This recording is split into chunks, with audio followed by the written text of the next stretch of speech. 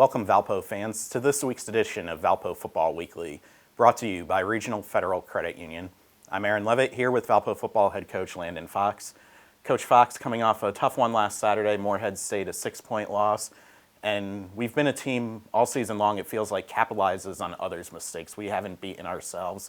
And it felt like maybe Saturday, for the first time, we beat ourselves and let a winnable game get away from us. Aaron, it's the same thing that I told the team. And the one thing that, as we're building the program and with our staff and what we're trying to establish, it's the one game where I felt we didn't get better.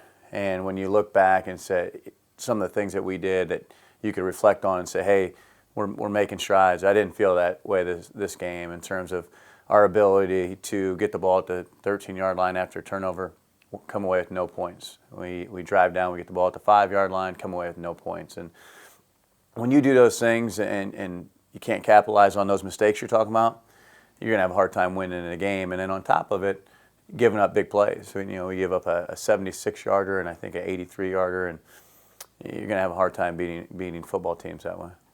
You look at the last couple of weeks, and slow starts have been a bit of a problem for your team. How do you address that going forward these last 2 weeks of the regular season? Yeah, I just think it's a preparation, it's a focus, and the focus starts with us and not worried about who we're playing. And it's not about Morehead State or if you're playing San Diego or if you're playing Drake. It's about the Valpo Crusaders football team and our approach to what we need to get done, and not worry about necessarily the opponent. Sure, there's things that you need to be prepared for, but worry about what we need to do in order for us to be successful.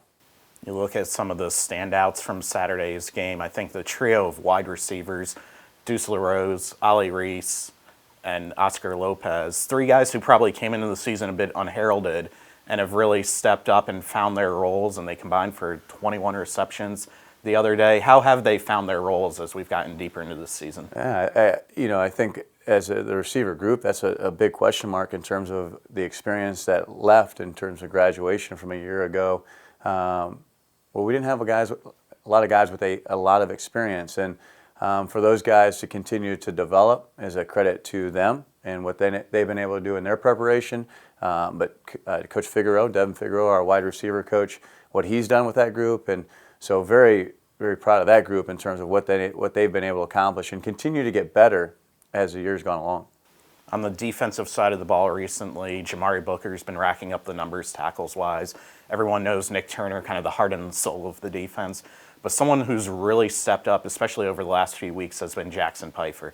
How have you seen him grow over the course of this year to become one of the mainstays of the defensive unit? Yeah, when I got here, it was relatively soon that I noticed Jackson in terms of just his intelligence for the game of football. And so it was evident early that he was going to be able to be a player for us, but a good player because he understood the concepts, what we're trying to teach, and he's going to be in the right spot. So not necessarily a surprise for us, but it's a good surprise for the team in terms of where he's been and what he's been able to do to help us be successful on the defensive side of the ball. I think everyone knows what week it is based on the trophy behind us here, the Hoosier helmet. Battle for it this Saturday against Butler, rivalry week. Have you been a part of any big rivalries in your days as a player or as a coach? Yeah, I mean, I believe, I've been part of rivalries, but, not one like this in terms of a huge helmet rivalry game, and something that was stressed to me when I got the job, and the importance of this game. And so the thing that you do, you embrace it, and you relish the opportunity to play in a game like this and coach in it, and it's a big deal, and our players make it a big deal. So it's exciting to be able to go down south and play in this rivalry game. That being said, our preparation from week in and week out, it's not going to change. We're going to do what we do, but it's exciting to play an in-state rival. Have you already experienced kind of a different energy from your players going into this week? Well, we just put the game against Morehead State to bed, and so we'll get that when they come in this afternoon. But sure, they'll be excited about some of the things that we'll do to make sure they understand the importance of the game, but just also an opportunity to go down there and play like I said, a rivalry game. So it's exciting. The guys will be excited. We'll be as excited as the staff, but we always are. I mean, it's an opportunity for us to play the game of football, so it'll be fun. One more question. Those sweet dancing moves before we kick the ball off, are those natural, or did one of your players have to teach you the rhythm of that song? No, it's exciting to be able to play the game of football, and it's an opportunity for us to play. And I want the guys to see it's enjoyable, enjoy the moment, embrace the moment, have fun while we're doing it, because we are demanding. You know, the expectations and standards are high within our program, so that you want there to be fun as well. And I'm just one of the guys. You know, I want them to know that, hey, I'm one of those guys, and hopefully they can feed off of that excitement as well.